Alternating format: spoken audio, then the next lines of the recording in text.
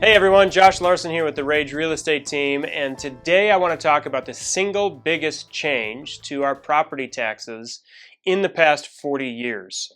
And to start with, I want to mention that the process by which your taxes are determined for your home is a 2-year process. On even-numbered years, the tax assessor in the spring does a new valuation for a property. And then in the odd number years, they send out a notice of value to homeowners and let them know what their new taxes are going to be.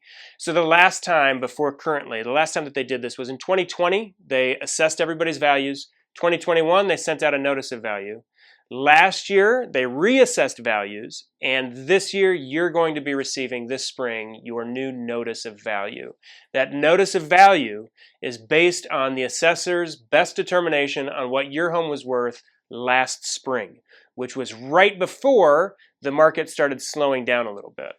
Now, why is this changing, or what is this big change? It's the repeal of the Gallagher Amendment. The Gallagher Amendment was put in place over 40 years ago, and it was a means of capping what the government could tax property at. So at that time, property values were skyrocketing back in the 80s. And homeowners were concerned at how expensive property taxes were going to be, so they put a cap in place. And at the time, properties were being taxed at a cap of around 21%.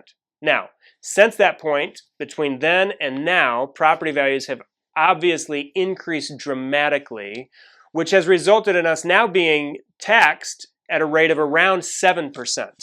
Now, what that has done to our state's economy has made it difficult, especially in more rural areas or newly built communities, to fund the sort of infrastructure necessary, things like fire departments and police stations and schools and highways. If you're only getting taxed at that capped rate from the 80s, the infrastructure just isn't there. And so they're having to figure out different ways to increase taxes in other areas to make up for that. So, last year, voters voted to repeal the Gallagher Amendment, remove that cap, and so now property taxes are still going to be right around that 7% rate. But because of the fact that property values have increased almost 30% over the last couple of years, your taxes will almost certainly increase this spring. So that notice of valuation will almost certainly include an increase to your taxes. Depending on your home's value, that could correlate to anywhere from $25 a month of an increase to your mortgage payment to $200 a month increase to your mortgage payment.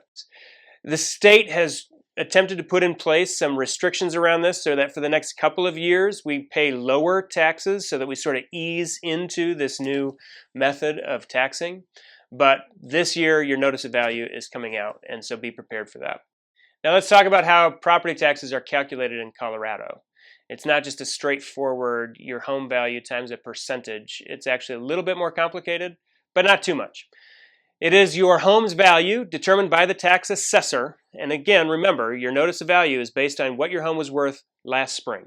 That value times the state property tax rate times the mill levy. And the mill levy is most easily thought of as your local tax rate. So for your local community, they determine your mill levy, and that's where they get funds for things like schools or libraries. And so every election you'll see notices and ads talking about increasing your mill levy. That's what they're talking about.